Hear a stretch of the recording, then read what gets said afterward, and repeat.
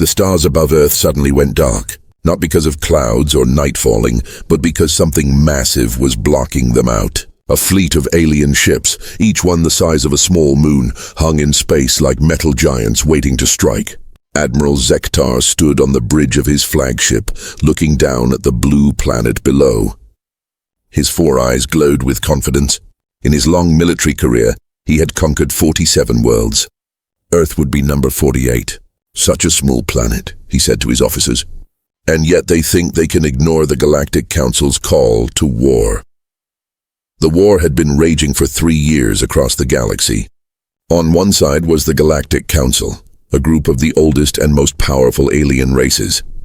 On the other side was the Shadow Fleet, mysterious aliens who appeared from dark space, destroying everything in their path.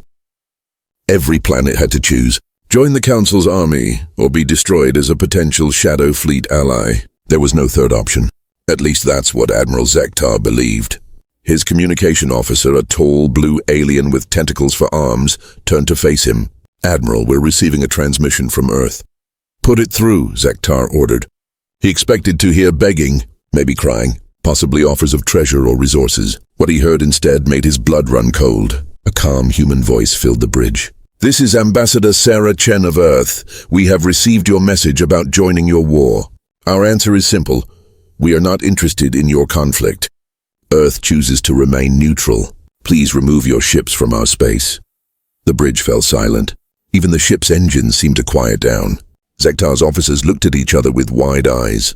In 3 years of war, no planet had ever said no to both sides. Did they just refuse us?" whispered the communication officer. Admiral Zektar's face turned red with anger. He pressed the reply button so hard it nearly broke. "Human, you don't understand. This is not a request. This is a command. You will join our army or we will destroy your world." The human's voice came back, still calm as morning coffee.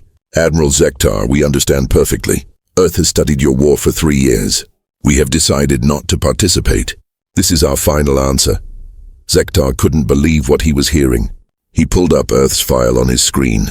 The information made him laugh out loud. "Look at this," he shouted to his crew. "These humans stopped fighting wars 50 years ago. They have no military ships in space. Their strongest weapons are nuclear bombs, technology we used 1,000 years ago." His officers began to laugh too. The idea that such a weak planet would refuse the mighty Galactic Council seemed like a joke. "Admiral," said his weapons officer, "should we destroy them now? It would take just one shot." Zektar thought for a moment. He was curious about these strange humans. "No, not yet. Let's see what the Shadow Fleet does first. If they attack Earth, we'll learn something about human weapons. If they don't, we'll destroy Earth ourselves in a few days." As if hearing his thoughts, the ship's sensors began screaming with alarms. "Admiral, Shadow Fleet ships are entering the system." On the main screen, dark ships appeared like hungry sharks. The Shadow Fleet was known for their cruelty. They destroyed planets not just to win the war, but because they enjoyed watching things burn. The lead Shadow ship sent its own message to Earth. The voice was cold and mechanical. "Humans of Earth, you refuse to join the Galactic Council. This pleases us. Surrender now and become our slaves. Refuse, and we will burn your world to ash." Again, Ambassador Chen's voice responded with that same strange calm. "Shadow Fleet, Earth's answer to you is the same as our answer to the Council. We choose neutrality. Please leave our space." This time the Shadow Fleet didn't even reply. Their ships turned toward Earth like arrows pointing at a target. Admiral Zektar watched with interest. Finally, we'll see what these humans can do. But deep in his mind, a small voice was asking a troubling question. Why were the humans so calm? What did they know that the galaxy's greatest warriors didn't? On Earth's surface, in a secret room buried deep beneath the mountains, old soldiers were putting on uniforms they hadn't worn in 50 years. Their eyes held memories of battles that would make even the Shadow Fleet pause. The hunt was about to begin. But who was the hunter and who was the prey? The answer would shock the galaxy. Admiral Zektar stared at his computer screen, trying to understand the humans. Their planet's information seemed wrong. According to galactic records, Earth's last war ended 50 years ago. After that, nothing. No battles, no conflicts, no armies in space. "Captain Voron," he called to his intelligence officer. Run a deep scan on human history. I want to know why they stopped fighting. Captain Voran, a green-skinned alien with 6 arms, worked quickly at his station. Data flowed across multiple screens. Sir, this is strange. 50 years ago, humans were fighting each other constantly. They had hundreds of different countries, all with armies. Then suddenly everything stopped. What do you mean, stopped? I mean everything, Admiral. All wars ended in the same year. All armies were combined into something called peacekeepers. All weapons factories switched to making tools and machines for building things. Admiral Zektar frowned. In his experience, warriors didn't just stop being warriors. Show me their last war. The main screen filled with images from 50 years ago. What Zektar saw made his blood freeze. Entire human cities turned to glass from nuclear fire. Oceans boiled away. Mountains melted like ice cream. The humans had fought with such fury that they nearly destroyed their own planet. By the void, whispered Captain Voran. They almost killed themselves. The images showed something else. Human soldiers with dead eyes, walking through the ruins of their world. Children crying over empty homes. Old people searching for families that no longer existed. Admiral, look at this, said the communication officer. We found a recording from their peace treaty. A hologram appeared in the center of the bridge. It showed a human man in a military uniform, his face marked with scars. Behind him stood representatives from every human nation, all with the same tired, haunted look. Today we bury our weapons of war, the scarred man said. Not because we are weak, but because we have learned what strength truly costs. We have seen what happens when humans fight with everything they have. Never again will we turn our weapons on each other. Never again will we let our children see what we have seen. The hologram showed massive machines burying tanks, missiles and spacecraft deep underground. Weapons that could crack planets were sealed in metal tombs. Soldiers handed their guns to robots who melted them down. But Admiral Zektar noticed something the other aliens missed. The humans weren't throwing their weapons away. They were hiding them, storing them, keeping them safe for later. Captain Voran analyzed their current military. Sir, they have something called the Peacekeeping Force. About 50 million humans trained in unusual fighting methods. They help solve problems between human cities without violence. They rescue people from disasters. They explore space to find new planets for growing food. 50 million soldiers disguised as helpers, Zektar muttered. What else? Their space program is interesting, Admiral. They have thousands of ships they call research vessels and cargo haulers, but the energy readings are strange. Much higher than they should be for civilian ships. Admiral Zektar was beginning to understand. The humans had learned something that no other race in the galaxy knew. They had learned how to stop fighting each other so they could become stronger together.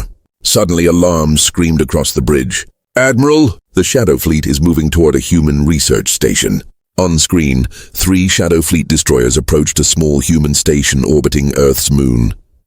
The station looked harmless, just a collection of white modules connected by tubes.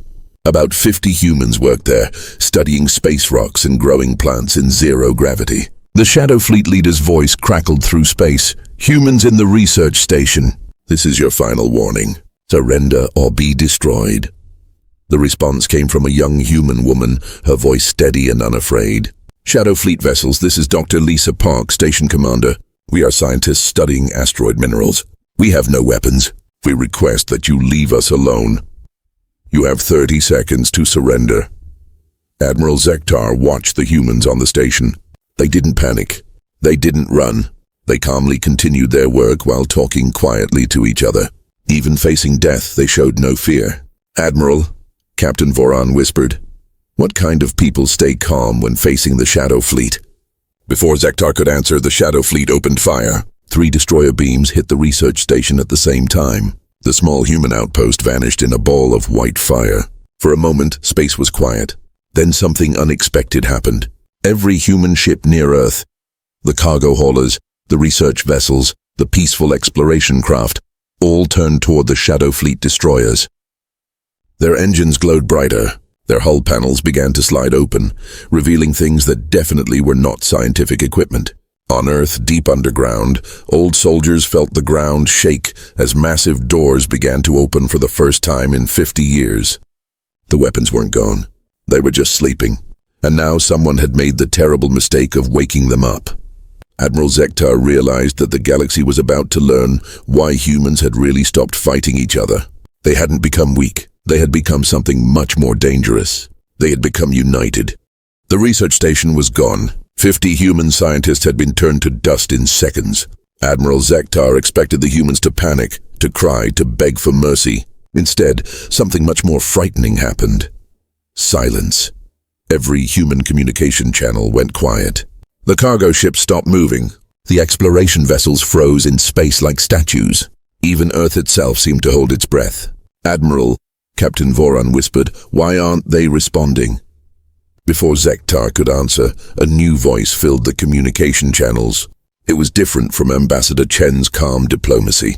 This voice was cold as winter death. "Shadow Fleet destroyers, this is Admiral Sarah Hayes, Earth Defense Command. You have just murdered 50 unarmed civilians. You have 30 seconds to surrender, or we will consider you a threat to human lives." The Shadow Fleet commander laughed, a sound like metal scraping metal. "Foolish humans. We are the Shadow Fleet. We have destroyed 1,000 worlds. Your empty threats mean nothing." 20 seconds, Admiral Hayes replied. "Admiral Zektar," Captain Voron said nervously. "Our sensors are picking up energy signatures from all over the Earth system. The human ships, they're not cargo vessels." On the main screen, Zektar watched as the human cargo ships began to change. Hull panels slid away like flower petals opening. What had looked like innocent transport vessels revealed weapon systems that made even Zektar's battleships seem small. 10 seconds, Admiral Hayes announced. The Shadow Fleet commander stopped laughing. His ships began to turn away from Earth, finally realizing they might have made a mistake. "Time's up," Admiral Hayes said simply. What happened next would be talked about in military academies across the galaxy for the next 1,000 years. The human ships moved like nothing Zektar had ever seen. They didn't fly through space. They seemed to bend space around them. In the time it took him to blink, 12 human vessels surrounded the 3 Shadow Fleet destroyers. "Impossible," breathed Captain Voron. They moved faster than light without using jump drives. But the real shock came when the humans opened fire. Instead of energy beams or missiles, they used weapons that seemed to rewrite the laws of physics. One destroyer simply stopped existing. Not destroyed, not exploded, just gone as if it had never been there. The second destroyer tried to escape, but human ships created some kind of barrier around it. The alien vessel slammed into invisible walls, trapped like a fish in a net. The third destroyer surrendered immediately. How? Admiral Zektar stared at his instruments, trying to understand what he had witnessed. How do they have technology like this? His answer came from an unexpected source. Deep in the ship's database, an old file activated, one that had been sealed for 50 years. It was marked with symbols he didn't recognize and a warning in multiple languages. Pandora Protocol, do not open. Captain Voron's face went white as he read the file. "Admiral, this is a report from a galactic scout who visited Earth during their last war. He tried to warn the Council, but no one believed him." The file showed images that made Zektar's hands shake.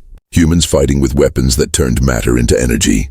Ships that could appear and disappear at will. Soldiers who moved so fast they seemed to be in multiple places at once. "The scout's report says the humans were holding back," Captain Voron whispered. "Even in their worst war, they were only using a fraction of their real weapons. They were afraid of breaking the universe itself." Suddenly, Admiral Zektar understood why the humans had really stopped fighting each other. It wasn't because they were weak. It was because they had become too powerful. Their weapons were so dangerous that using them against each other would have destroyed not just Earth, but possibly the entire solar system. A new transmission came from Earth, this time on all frequencies, so every ship in the system could hear it. "This is President Maria Santos of the United Earth Government. 50 of our people are dead. They were scientists, teachers, artists. They were studying ways to grow food on dead planets so we could help feed the galaxy. They welcomed everyone with friendship." The president's voice was calm, but underneath it was something that made even Admiral Zektar afraid. "For 50 years we chose peace. We buried our weapons and turned our warriors into guardians. We believed that if we showed the galaxy a better way, others would follow. Today, we learned that some beings only understand strength. On Earth's surface, massive doors were opening in mountains, deserts, and ocean floors. Things that had been sleeping for half a century began to wake up. The Shadow Fleet has chosen war with humanity. President Santos continued. This was a mistake. We do not fight for conquest. We do not fight for glory. We fight to protect the innocent. And we are very, very good at it. Space around Earth began to fill with ships that had been hidden in plain sight. What looked like asteroids unfolded into battle stations. What appeared to be space debris revealed themselves as weapons platforms. Even Earth's moon opened up, showing that it had been hollowed out and turned into a fortress. Admiral Zektar realized he was looking at a military force that had been built over centuries, refined over decades, and perfected in secret. The humans hadn't stopped being warriors. They had evolved into something far more dangerous. They had become protectors with the power of gods. Admiral, his communication officer said with a shaking voice, "We're receiving a direct message for you." Admiral Hayes's face appeared on screen. She looked like a grandmother with gray hair and kind eyes. But when she spoke, Zektar heard the voice of someone who had seen the depths of war and emerged stronger. "Admiral Zektar, you have a choice. Help us hunt down the Shadow Fleet or leave our space now. But know this. Anyone who harms innocent humans will face the consequences. We tried being peaceful. Now you'll see why we were so good at war." Admiral Zektar looked at his crew, then at the impossible human fleet surrounding them, then made the easiest decision of his military career. "This is Admiral Zektar to all Galactic Council ships. We are joining the humans." The galaxy was about to learn what happened when you picked a fight with a species that had spent 50 years learning to work together. Part 4. The Awakening. 3 days after the research station was destroyed, the Shadow Fleet's main armada arrived at Earth. 500 warships, each one capable of cracking a planet in half. Their leader, Supreme Commander Vexthul, was confident this would be an easy victory. He was about to learn how wrong he could be. Admiral Zektar watched from his flagship, now fighting alongside the humans. His crew was nervous but curious. They had never seen the legendary human military in full action. "Admiral," Captain Voran reported, "the Shadow Fleet is demanding Earth's surrender. They're giving humans 1 hour to respond." "What do the humans say?" "Admiral Hayes says they need exactly 58 minutes. Zektar frowned. "For what?" His answer came as space around Earth began to change. The cargo ships that had fooled everyone were opening like deadly flowers. Each vessel unfolded into something that looked more like a floating city than a warship. But that wasn't the shocking part. The shocking part was what came next. Earth's moon split in half, not destroyed, opened, like a giant metal egg hatching. Inside was a structure so massive that both alien fleets stopped what they were doing just to stare. It was a shipyard, a weapons factory, and a fortress all in one. And it was launching ships, thousands of them. "How long have they been building this?"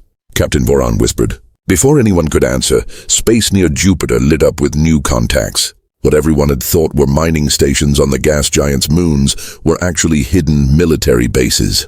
They had been there for decades, quietly building humanity's secret fleet. Admiral Hayes' voice filled the communication channels.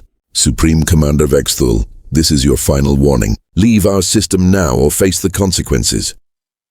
The Shadow Fleet commander laughed, though it sounded less confident than before. "Humans, you have impressive tricks, but we are the Shadow Fleet. We have conquered galaxies. Your light show does not frighten us." "Very well," Admiral Hayes replied. "Begin Operation Daybreak." What happened next made Admiral Zektar question everything he knew about warfare. The human ships didn't just attack, they danced. They moved through space like they were performing a deadly ballet, each vessel perfectly coordinated with every other.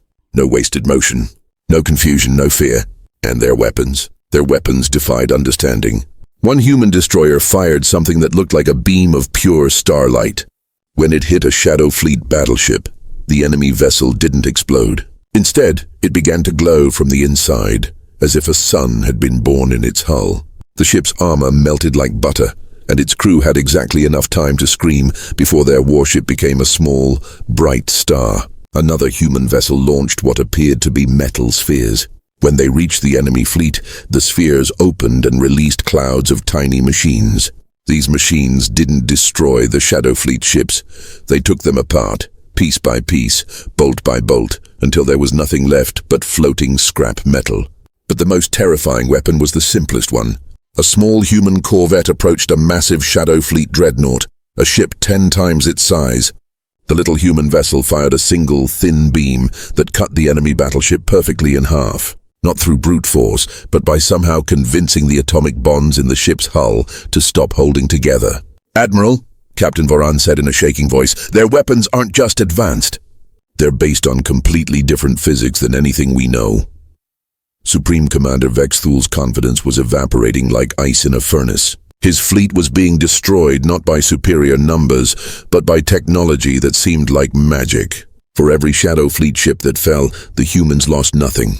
"Retreat," Vexthul ordered. "All ships retreat to jump distance." But the humans had expected this. As the Shadow Fleet tried to escape, they discovered that space around them had changed. They couldn't jump to faster than light speed. They couldn't even fly in straight lines. It was as if reality itself was working against them. "What's happening?" Vexthul screamed at his officers. The answer came from Admiral Hayes, her grandmother's voice now carrying the authority of someone who commanded forces beyond imagination. "Commander Vexthul, you are now inside a dimensional anchor field. Your ships cannot escape until we allow it. You have exactly one chance to surrender before we demonstrate why humans stopped fighting each other." "Never," Vexthul snarled. "Shadow Fleet warriors do not surrender." "As you wish," Admiral Hayes said sadly. "Activate Pandora Protocol." Admiral Zektar felt his blood turn to ice. He had read about the Pandora Protocol in the old files. It was humanity's ultimate weapon, something so dangerous that they had sworn never to use it again. A single human ship, smaller than Zektar's shuttle, moved toward the center of the Shadow Fleet armada. It looked harmless, almost friendly. It was painted white with blue stripes and had symbols on its hull that meant peace in a dozen languages. The ship opened fire. What emerged wasn't a beam or a missile or an energy bolt. It was a tiny sphere of absolute darkness no bigger than a marble. But when that marble touched the first Shadow Fleet vessel, something impossible happened. The ship didn't explode. It didn't burn. It simply ceased to exist, along with a perfect sphere of space around it. Matter, energy, time itself, all gone, leaving behind a hole in reality that hurt to look at. "Stellar compression weapon," Admiral Hayes explained to the stunned fleets. "It creates a miniature black hole that lasts exactly 0.3 seconds before evaporating. We stopped using them because they're too dangerous. But you killed innocent people." The remaining Shadow Fleet vessels began surrendering so fast that their communication channels jammed with desperate pleas for mercy. Supreme Commander Vexthul sat in his command chair, staring at the small hole in space where his flagship's escort had been. When he spoke, his voice was barely a whisper. Who are you people?" Admiral Hayes appeared on every screen in both fleets. She looked tired, like someone who had seen too much war and wanted only peace. "We are humans," she said simply. "We are explorers, scientists, artists, and dreamers. We want to build gardens on dead worlds and teach alien children to laugh. But we are also the descendants of warriors who once fought with weapons that could crack planets and bend time. We chose to become gardeners instead of conquerors. We chose to heal instead of harm." She paused, and when she continued, her voice carried the weight of 50 years of hard-won wisdom. "But when you threaten the innocent, when you murder those who cannot defend themselves, you remind us why we learned to be so very good at war. We don't fight for conquest or glory. We fight to protect those who cannot protect themselves. And there is no force in this galaxy that can stand against protectors who have the power of gods." Supreme Commander Vexthul bowed his head in defeat. I surrender. The Shadow Fleet surrenders." Admiral Zektar looked around his bridge at his crew, all of them staring at the human fleet with new understanding. These weren't conquerors or destroyers. They were guardians who had chosen to use their terrible power only to protect the innocent. And that, he realized, made them the most dangerous force the galaxy had ever seen. The war was over, but now came the hardest part, building a peace worthy of the price that had been paid. Part 5. The New Galactic Order 1. Month after the Shadow Fleet's surrender, representatives from across the galaxy gathered on a massive human space station called New Hope. Admiral Zektar had never seen anything like it. The station was the size of a small moon, but instead of weapons, it was filled with gardens, schools, hospitals, and meeting halls. Children from dozens of different species played together in zero-gravity playgrounds. Scientists shared discoveries in laboratories that looked more like art galleries. Former enemies sat at the same tables, eating food grown in Earth's orbital farms. "It's beautiful," Captain Voran whispered, as they walked through corridors lined with plants from 1,000 different worlds. Admiral Zektar nodded. This was what humans did when they weren't fighting. They built places where life could flourish.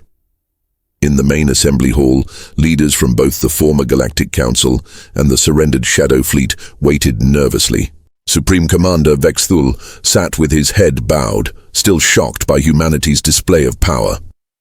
The Council's High Regent, Kalazeth, kept looking at the human delegates with a mixture of fear and respect. President Santos entered the room with Admiral Hayes and Ambassador Chen. They looked like ordinary people, no fancy uniforms, no weapons, no symbols of power, but everyone in the room knew they represented a force that could remake the galaxy. "Thank you all for coming," President Santos said, her voice warm and welcoming. "Before we begin, I want you to understand something important. Earth did not reveal our true capabilities to conquer you. We did it to protect innocent life. Now that the immediate threat is over, we want to help build something better." High Regent Kalazeth leaned forward. "President Santos, your people have technology beyond our understanding. Your weapons could destroy entire star systems. Why don't you simply rule us all?" President Santos smiled sadly. "Because we learned something 50 years ago that it seems the galaxy has forgotten. True strength isn't the ability to destroy your enemies. True strength is the choice not to use that ability unless you absolutely must." She gestured to the walls around them, which showed holographic images of Earth's history. "We once fought wars so terrible that we nearly destroyed ourselves. We learned that the most dangerous enemy any species can face is itself. So we chose a different path." Supreme Commander Vexthul finally spoke, his voice filled with confusion. "But why? You could have conquered the galaxy centuries ago. Why hide? Why pretend to be weak?" Admiral Hayes answered him. "Because we were watching, learning, hoping that other species would find their own path to peace. We wanted to be proven wrong about the need for guardians." She activated a holographic display that showed thousands of star systems. "For 200 years, we've had ships in every corner of the galaxy. We've been documenting wars, studying conflicts, trying to understand why intelligent beings keep destroying each other." The display zoomed in on specific systems, showing human vessels disguised as asteroids, space debris, or trading ships. They had been everywhere, invisible observers collecting information. "We were looking for signs that the galaxy could police itself," Admiral Hayes continued. "Instead, we found endless cycles of conquest and revenge. The strong destroying the weak growing strong only to become destroyers themselves." Captain Voran whispered to Admiral Zektar. "They've been watching us for centuries." "All of us." President Santos heard him. "Not spying, Captain. Hoping. Every time a war ended, every time enemies made peace, every time someone chose mercy over revenge, we celebrated. We wanted so badly to be proven wrong about the need for intervention. But you weren't wrong," High Regent Kalazeth said quietly. "No." President Santos agreed. "The attack on our research station proved that some beings only understand strength. So now we must use that strength to protect those who cannot protect themselves." She stood up, and suddenly the warm, grandmotherly politician was gone. In her place stood someone with the authority to reshape worlds. "From this day forward, Earth will serve as the galaxy's peacekeeping force, not as conquerors but as guardians. Any species that attacks civilians, enslaves other beings, or commits genocide will face human intervention." The room erupted in worried murmurs. Supreme Commander Vexthul looked terrified. "You're going to police the entire galaxy?" "We're going to protect it," Ambassador Chen corrected. "There's a difference. We won't interfere in fair conflicts between equals. We won't stop you from governing yourselves. We won't force our beliefs on anyone. But if you prey on the innocent, you'll answer to us." Admiral Hayes activated another display. "We're establishing guardian stations in every major system. They'll look like research facilities or trading posts, but they'll be monitoring for threats to civilian populations. Most of the time, you'll never even know they're there. And if we refuse to accept human oversight? High Regent Kalazeth asked. President Santos's expression became serious. Then you'll discover why we chose to become gardeners instead of warriors. We prefer to plant flowers, but we know how to salt the earth so nothing will ever grow again.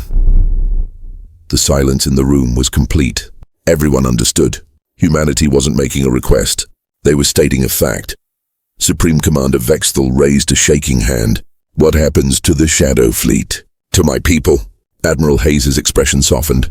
You'll be given a choice. Your warriors can join our peacekeeping forces, using their skills to protect instead of destroy. Your scientists can help us develop better ways to grow food and heal the sick. Your leaders can help us understand what drove your people to conquest, so we can prevent it from happening again. And if we refuse, then you'll be relocated to a nice planet where you can't hurt anyone, President Santos said simply. We won't kill you, but we won't let you kill others either. Vexthal thought for a long moment, then nodded. My people, we became destroyers because we were afraid. Our home world was dying, and we thought conquest was the only way to survive. If you can offer us a better way, we can, Ambassador Chen assured him. We've already identified 17 uninhabited worlds suitable for your species, rich in resources perfect for building new lives. All we ask is that you use your strength to protect instead of destroy. Admiral Zektar stood up suddenly. The Galactic Council accepts human leadership, he announced. We've seen what happens when the galaxy tries to police itself. It's time to let the gardeners teach us how to grow. One by one, other representatives stood and voiced their agreement. Not because they wanted to, but because they understood that humans had given them the choice between peace and extinction. As the formal agreements were signed, President Santos looked out through the station's massive windows at the stars beyond. Somewhere out there in distant galaxies, new conflicts were beginning. New innocents were threatened. New guardians would be needed. She activated her personal communicator. Admiral Chen, begin preparation for deep space reconnaissance. Extend our monitoring to the Andromeda Galaxy. Already underway, Madam President, came the reply. We've been watching them for 30 years. There are some situations developing that may require our attention. President Santos smiled. Humanity had learned that the universe was a dangerous place, full of predators and prey. But they had also learned that sometimes, if you were strong enough and patient enough, you could teach predators to become gardeners. It wouldn't be easy. It would take centuries. But for the first time in galactic history, the innocent had guardians with the power to protect them, and that made all the difference.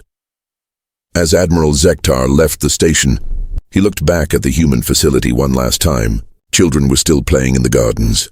Scientists were still sharing discoveries. Artists were still creating beauty, but now he knew the truth. These gardeners had roots that reached across the galaxy, and thorns sharp enough to pierce any armor. The age of endless war was over. The age of protected peace had begun. And somewhere in the dark between galaxies, ancient evils that had been preparing for invasion felt a chill they couldn't explain. The universe had guardians now. The hunt for justice had become eternal.